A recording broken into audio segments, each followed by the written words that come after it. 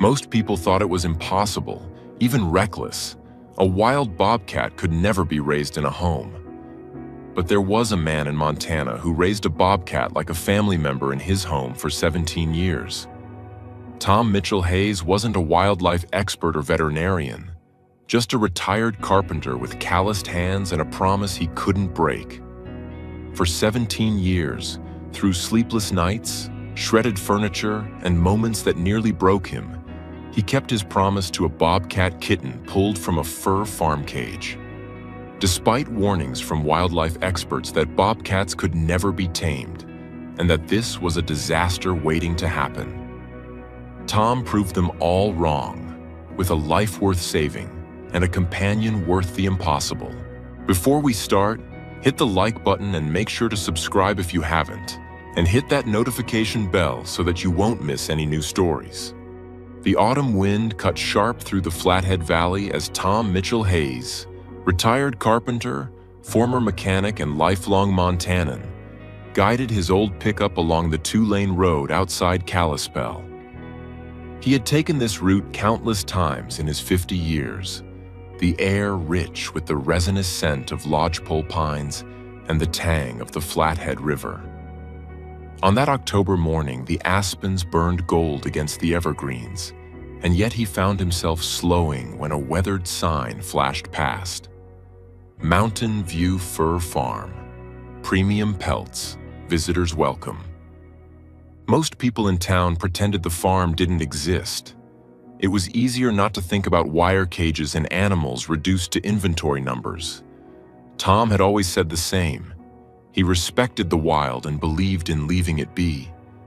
But something made him turn down the gravel drive that day. Maybe it was curiosity. Maybe it was fate. Maybe, as he would later say, it was the first whisper of a promise he hadn't yet made. A stocky man in a flannel shirt met him by the barn.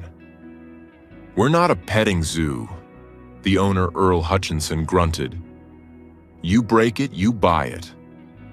"Not here to pet anything," Tom replied, though he wasn't entirely sure why he was there at all.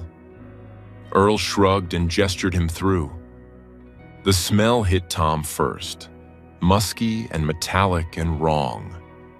Rows of wire pens stretched toward the tree line, each one holding what nature never intended. Foxes pacing in endless circles, mink huddled in corners, and a bobcat mother moving with mechanical precision. 3 steps left, pivot, 3 steps right. Her golden eyes had the glassy look of an animal gone half mad from confinement.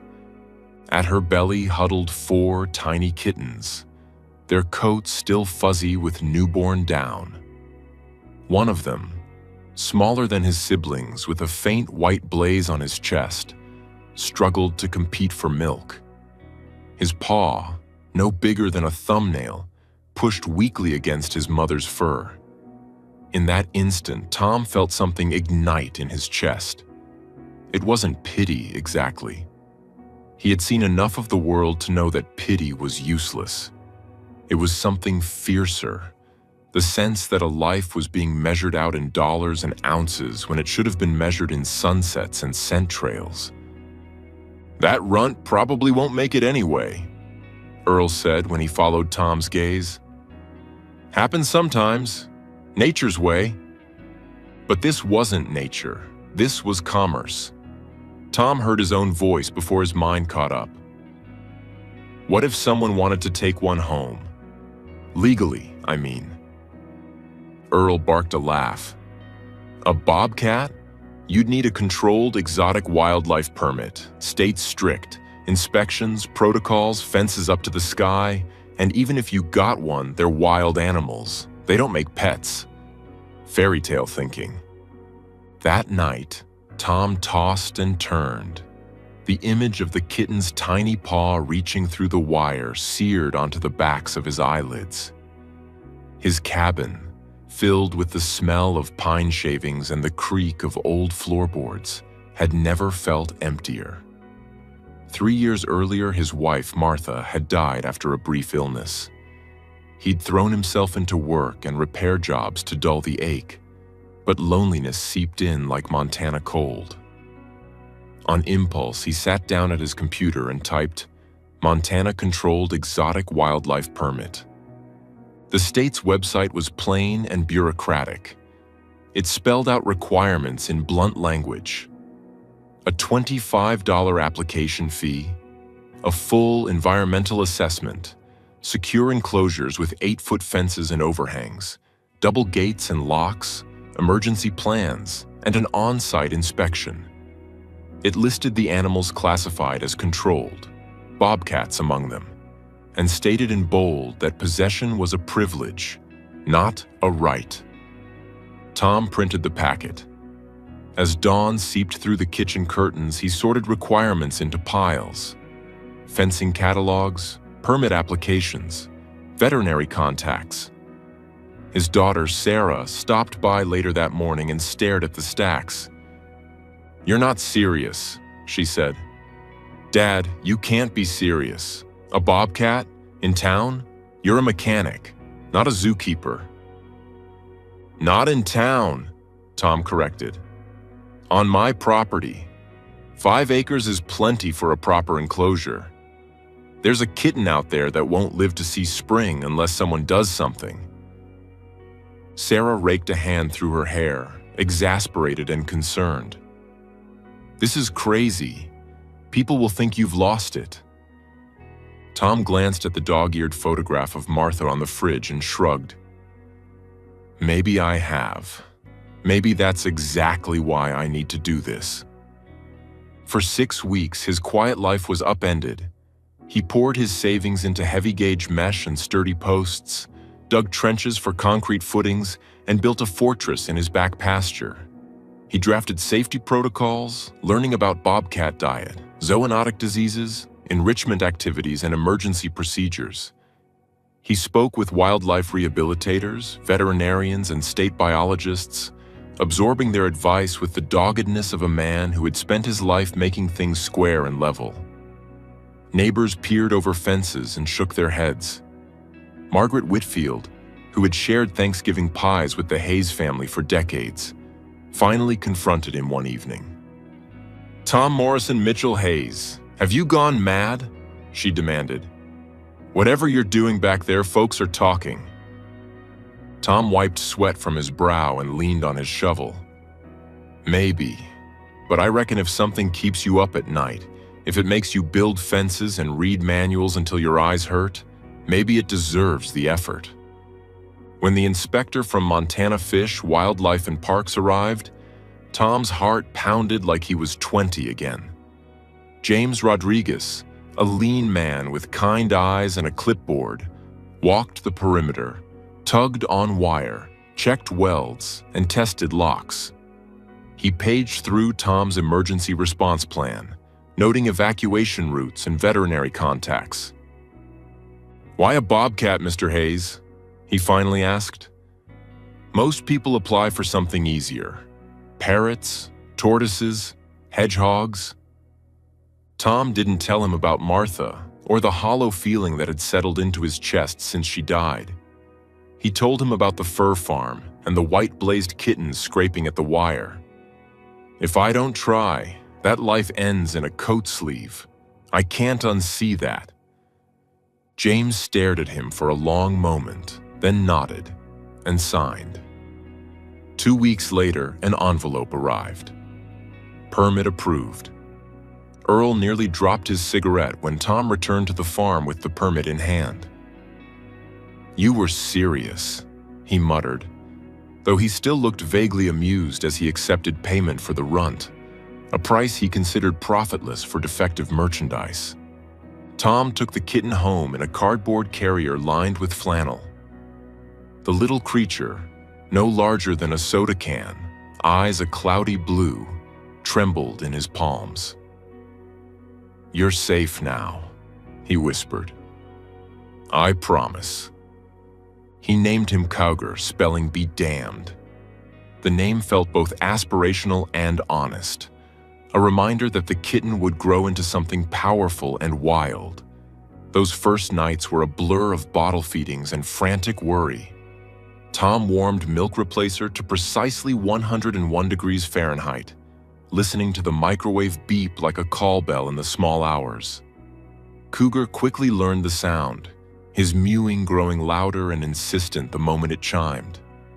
Tom, who had built houses and engines, now found himself coaxing a few milliliters of formula into a mouth no bigger than his thumb. During the day, he tucked the kitten into his shirt pocket while he worked, letting the steady beat of his heart and the rise and fall of his chest mimic the rhythms of a feline mother. At night, he lined a large dog crate beside his bed with his old flannel shirt so the scent would comfort the orphaned bobcat. The cries that first pierced the darkness gradually softened as Cougar came to trust that warmth and food would always follow. As the weeks passed, Cougar opened his eyes fully, their murky blue shifting to brilliant gold. Tiny claws emerged from velvet paws. His stubbed tail twitched like a question mark when he pounced on Tom's shoelaces. At 3 months, he discovered he could climb. Everything. Curtains were shredded, furniture toppled. Tom's threadbare recliner became Cougar's chosen throne, its upholstery ravaged and yet now immovable. When Sarah visited and found her father bandaging fresh scratches, she groaned. "You're going to end up in the hospital," she warned. "You can't discipline a bobcat like a house cat." "We're both learning," Tom replied. "He's not an accessory. He's a wild animal learning to live with me, and I'm learning to live with him. We're meeting in the middle." To give Cougar space and stimulation, Tom rigged 4 50-foot lead lines across his property. The young bobcat would spend hours stalking grasshoppers, pouncing on shadows and crunching leaves underfoot. Tom marveled at the innate grace and ferocity that no captivity could erase. He introduced solid food carefully: rabbits from a local butcher, whole quail for bone crunching, venison delivered in hidden medication later in life. The mudroom became Cougar's designated dining room, the only place in the house where raw meat was allowed. Eventually, Tom ventured beyond his property. The first trip to Woodland Park was nearly disastrous. A group of teenagers spotted them and rushed over with cell phones. Cougar spooked, muscles bunching, his wild instincts screaming to flee. Tom held on with both hands and ducked behind a stand of pines until his companion's breathing slowed. After that, he went at dawn, when dew glittered on the grass and only robins kept them company. Gradually, they walked later, letting Cougar acclimate to the curious glances and whispered questions. In town, the reaction was mixed. Some folks crossed the street when they saw the bobcat on a lead, eyes wide and mouths set in thin lines. Others, especially children, were enchanted. The employees at the credit union became unlikely friends. Tom's Friday afternoon deposits turned into ritual.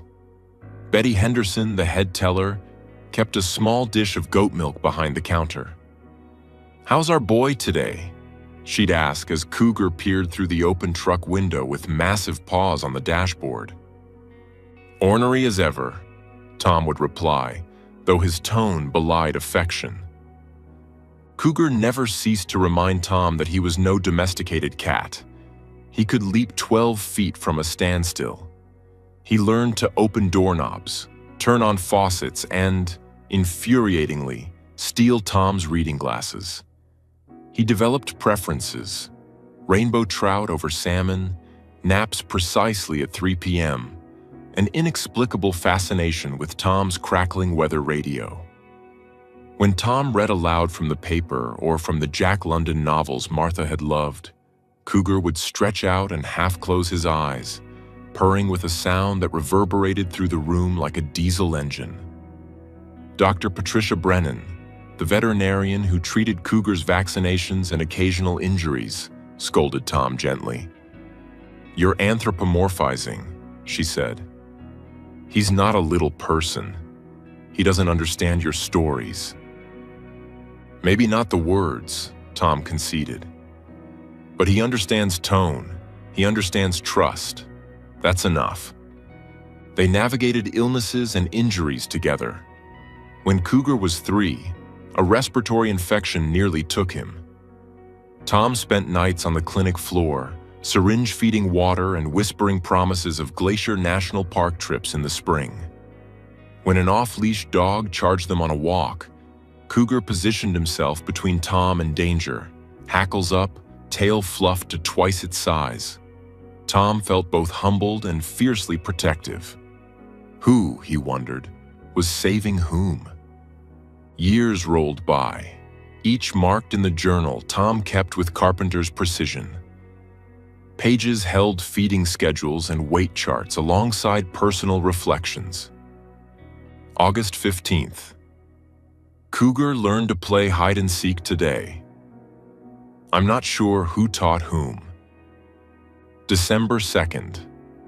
Found him asleep in my bed again. One paw over my face. Didn't have the heart to move him. March 20th. Neighbor's dog got loose, charged. Cougar stepped in front of me, protective as an old sheepdog. Who's the wild animal here? By the time Cougar turned 15, silver streaked Tom's beard, and arthritis slowed the Bobcat's once lightning leaps. Walks shortened from miles to the length of the driveway. Tom built ramps to his favorite window perch and patted the floors. He mixed pain medication into venison chunks with the same care he'd once warmed milk. Dr. Brennan reminded him gently that quality of life mattered more than length. Tom knew, but knowing did not soften the edges of impending loss. On a spring evening in Cougar's 17th year, Margaret found Tom on the back porch. He had carried Cougar to a patch of sunlight beneath the old pine tree, a weathered book in his lap. The Bobcat rested his head on Tom's knee, eyes half closed as his chest rose and fell in slow, even rhythm. 17 years, Margaret whispered. No one believed you could do it. It wasn't about what they believed, Tom replied, fingers tracing the tufted ears he'd come to know better than his own. It was about keeping a promise. That night, Cougar died in his sleep, his great head resting against Tom's hand. Tom had rehearsed this moment in his mind for months, but grief defied rehearsal. He cradled the still warm body until dawn painted the mountaintops pink. The town mourned with him in ways he never expected. The credit union flew its flag at half-staff. The local paper ran a tribute featuring photographs taken by Tom's nephew, David, a wildlife photographer who had documented the unlikely family.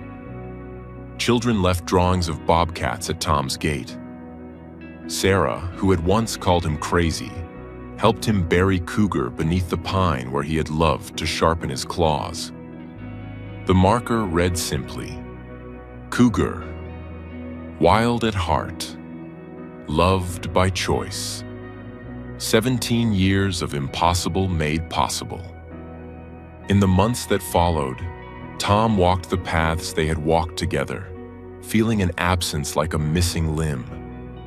Sometimes, in the golden hour when the sun slanted through the pines, he swore he heard that familiar rumbling purr. Then a letter arrived from Montana Fish, Wildlife and Parks. James Rodriguez, now retired, wrote that Tom's meticulous notes had inspired changes in exotic animal protocols. His journals would be used to train future permit holders. Life, however, was not finished with Tom's wild heart. Nearly a year to the day after Cougar's passing, Tom returned to Mountain View Fur Farm. Earl had passed away and his son was liquidating. Most cages were empty, but in the last pen, a female bobcat paced with 2 kittens at her side. One, a male with a white blaze on his chest, watched Tom with wary amber eyes. "Nobody wants these," Earl's son said. "Too wild, too much trouble." Tom felt a familiar spark in his chest. 73 years old, joints aching, he should have laughed and driven away. Instead, he said, "I'll take them. All 3. It took longer to secure permits this time, regulations having tightened, but his reputation carried weight. Sarah Rodriguez, the young inspector who had approved his first enclosure and who now headed the agency, processed his application personally. "What you gave Cougar was a good life," she said, signing. "These bobcats couldn't ask for better." Tom named the mother Hope and the kittens Faith and Chance. He modified his property to accommodate them, building separate yet connected enclosures so they could maintain family bonds while having their own space. Hope remained wary, never fully trusting humans. Faith, bold and curious, reminded him of Cougar in his younger days. But it was Chance, with the white chest and amber eyes, who claimed the shredded recliner that had sat untouched since Cougar's passing. On quiet evenings, Tom would sit on the porch, Chance stretched at his feet, watching the sun set over the Swan Range. He would tell stories about a bobcat who once played hide-and-seek, who sat politely at the credit union, and who died with his head in a human's lap. Chance would look up with those enigmatic eyes and blink slowly, and Tom would laugh softly. "People said you can't raise a wild animal like family," he would say, scratching behind a tufted ear. They were right. You can't raise a wild animal into a house cat. You can't force a wild heart to be tame. But you can share your life with one. You can build trust and respect. You can meet in the middle and find something beautiful there. As he entered his 75th year, Tom established the Cougar Memorial Wildlife Trust, ensuring his property would become a sanctuary when he was gone. He mentored 2 young rehabilitators, teaching them not just how to build fences and mix formula, but how to sit quietly beside a creature that did not speak your language and still understand one another. The story of the man and the bobcat became legend in Montana, a testament to coexistence and the idea that family is chosen and sometimes has fur and claws. Even now, if you walk past Tom's property in the golden light of evening, you might hear the rhythmic scuff of paws on packed earth or the low rumble of a purr that seems too big for the body that makes it. And if you ask Tom about the impossible thing he did, he'll smile and shake his head. "We didn't tame each other," he'll tell you. "We just refused to let barbed wire and bureaucracy tell us we couldn't care." For 17 years, and counting, we proved that sometimes impossible is just another way of saying no one has loved hard enough yet.